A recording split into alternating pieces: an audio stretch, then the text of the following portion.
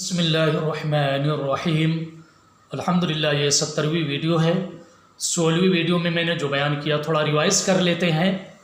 16ویں video میں نے یہ بیان کیا کہ میرے نبی علیہ الصلاۃ والسلام کے چچا ان کا انتقال ہو گیا تو آپ کو بہت غم لاحق ہوا۔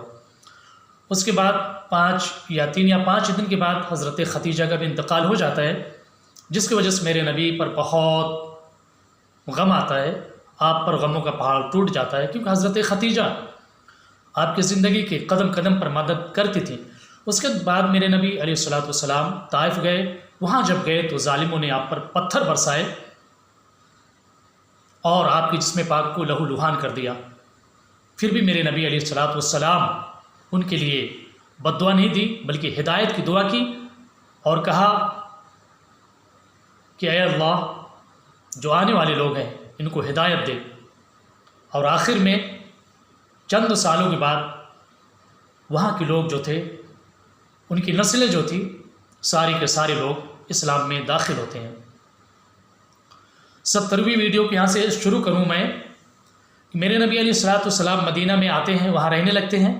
مدینہ کا جو پرانا نام تھا یثرب تھا، اور مدینہ کی آب و ہوا اچھی نہیں تھی، وہاں کی لوگ بیمار ہوتے تھے، حالات اچھے نہیں تھے۔ مگر میرے نبی علیہ الصلاۃ والسلام جب گئے تو آپ کی برکت سے معاملات اچھے ہو گئے، حالات اچھے ہو گئے، لوگ امن و شانتی کے ساتھ زندگی گزارنے لگے۔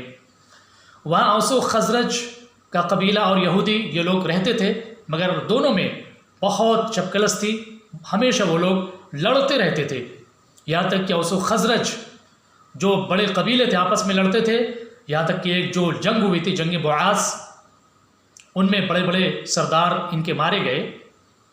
مگر میرے نبی علیہ الصلاۃ والسلام جب ان میں تبلیغ کرنا شروع کیا اوس و خزرج کے درمیان، تو الحمدللہ یہ سارے کے سارے لوگ مسلمان ہو جاتے ہیں۔ اس کے بعد میرے نبی ان کا لقب انصار کا دیتے ہیں، ان کو انصار کا ٹائٹل دیتے ہیں جب یہ مسلمان ہو جاتے ہیں۔ اسلام مدینہ میں پھیلا کیسے؟ کیونکہ انصار جو تھے بت پرست تھے اور یہودیوں کے ساتھ رہتے تھے، یہودیوں سے سنتے تھے۔ وہ لوگ جب لڑائی کرتے تھے، آپس میں لڑائی ہوتی تو یہودی کہتے تھے ایک آخری نبی آنے والا ہے، جب وہ آئے گا تو ہم لوگ اس نبی کے ساتھ ہوں گے اور ہم تم بت پرستوں کو یہاں سے مار بھگائیں گے، تمہارا خاتمہ کر دیں گے۔ اوس و خزرج سے یہودی کہتے تھے کہ ایک نبی آنے والا ہے، ہم ان کے ساتھ ہوں گے، ان کے لشکر کے ساتھ ہوں گے اور تمہارا خاتمہ کریں گے۔ تو اوس و خزرج کے لوگ جب یہ سنتے تھے کہ آخری نبی آنے والے ہیں، آخری نبی آئیں گے، وہ ہم میں رہیں گے، تو جب میرے نبی علیہ الصلاۃ والسلام حج کے موقع پر مینا میں گئے تو خزرج کے کچھ لوگ آپ کے قریب آئے، تو آپ ان کو جب دعوت دیا تو ان میں سے 6 لوگ مسلمان ہوئے۔ وہ 6 لوگ مسلمان ہو جاتے ہیں۔ مسلمان اس لیے ہوتے ہیں کیونکہ وہ لوگ اپنے دل میں یہ رکھے تھے کہ یہودی کہہ رہے تھے کہ ہم جو نبی آئیں گے ان کے ہاتھوں پہ اسلام قبول کر کے انصار کا خاتمہ کریں گے، مگر ان لوگوں نے سوچا کہ ان سے پہلے، یہودیوں سے پہلے ہم لوگ مسلمان ہو جائیں، کیونکہ ان لوگوں نے جب اللہ کے نبی سے بات کی اور اللہ کے نبی نے جب دین کی دعوت دی تو ان کو سمجھ میں آ گیا کہ یہ نبی ہے، اس کی وجہ سے یہودیوں سے پہلے ان لوگوں نے اسلام کو قبول کر لیا۔ اس کے بعد بیعت عقبہ ہوتی ہے، بیعت عقبہ اولا۔ دوسرے سال میرے نبی علیہ الصلاۃ والسلام حج کے موقع پہ مینا میں جاتے ہیں اور لوگوں کو دعوت دیتے ہیں، تو اس میں سے 12 لوگ مسلمان ہو جاتے ہیں۔ جب 12 لوگ مسلمان ہو جاتے ہیں تو ان لوگوں نے اللہ کے نبی سے طلب کیا، یا رسول اللہ، الحمدللہ کئی لوگ مسلمان ہو چکے ہیں، اب ایسا کریں کوئی معلم کو، کوئی پڑھانے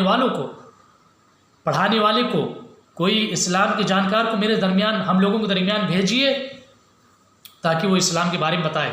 تو میرے نبی علیہ الصلاۃ والسلام حضرت مصعب بن عمیر کو جب بھیجتے ہیں تو وہ جاتے ہیں، لوگوں کو پڑھاتے ہیں، اور آپ گھر گھر جا کے اسلام کی دعوت دینا شروع کر دیتے ہیں، یہاں تک کہ مدینے کے کئی لوگ مسلمان ہو جاتے ہیں۔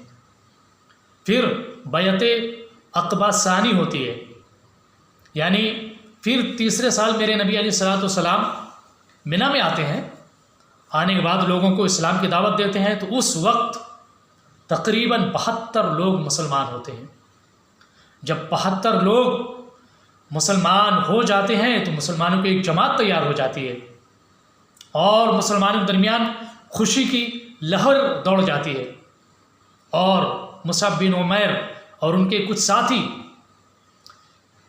دعوت کا کام شروع کر دیتے ہیں، یہاں تک کہ مدینہ کے گھر گھر میں، جو مدینہ تھا، مدینہ کے جو گھر تھے وہاں کے گھر تک اسلام پہنچ گیا اور اسلام کا بول بالا ہونا شروع ہو گیا۔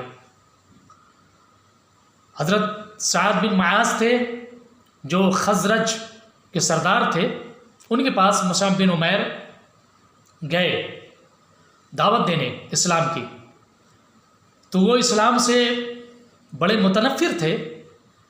حضرت مصعب بن عمیر ان کے پاس گئے اور اسلام کی بات بتانے لگے، مگر وہ متنفر تھے، اسلام سے عداوت رکھتے تھے۔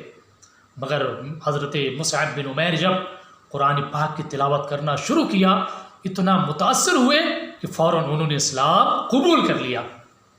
جب یہ قبیلہ کا سردار، جب اس قبیلے کے سردار نے اسلام قبول کر لیا تو مسلمانوں کے اندر خوشی کی لہر دوڑ گئی، کیونکہ سردار نے اسلام قبول کیا تھا۔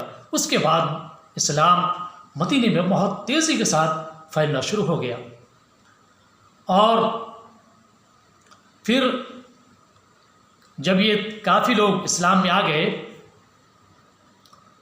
اور مسلمانوں نے پیشکش کی میرے نبی سے کہ یا رسول اللہ آپ مدینہ تشریف لائیے، تو حضرت عباس جو ابھی مسلمان نہیں ہوئے تھے وہ پاس میں کھڑے تھے اور انصار سے کہتے ہیں کہ آپ میرے بھتیجے کو لے کے جانا چاہ رہے ہو، تم ان سے عہد کر رہے ہو مدینہ لے جانے اور ان کا ساتھ دینے کا، کیا تم ان لوگوں کا ساتھ دو گے؟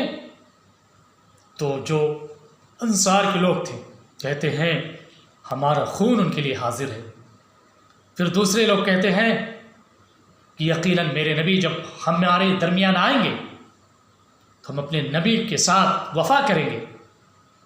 جب میرے نبی علیہ الصلوۃ والسلام یہ سب سنتے ہیں، میرے نبی علیہ الصلوۃ والسلام مسلمانوں کو مخاطب ہو کے کہتے ہیں اے لوگو، میرا مرنا اور جینا تمہارے ساتھ ہوگا، میرا خون کا قطرہ قطرہ تمہارے لیے ہوگا، میرے دشمن تمہارے دشمن، میرے دوست تمہارے دوست۔ اس طریقے سے اللہ کے نبی علیہ الصلوۃ والسلام نے جب دین کا کام شروع کیا اور لوگوں کے درمیان دین پھیلانا شروع کر دیا، تو کفار کے پیٹ میں درد ہوا اور ان لوگوں نے چاہا کہ مکہ پہ حملہ کرے۔ اب اس ویڈیو کو یہاں پہ میں ختم کرتا ہوں۔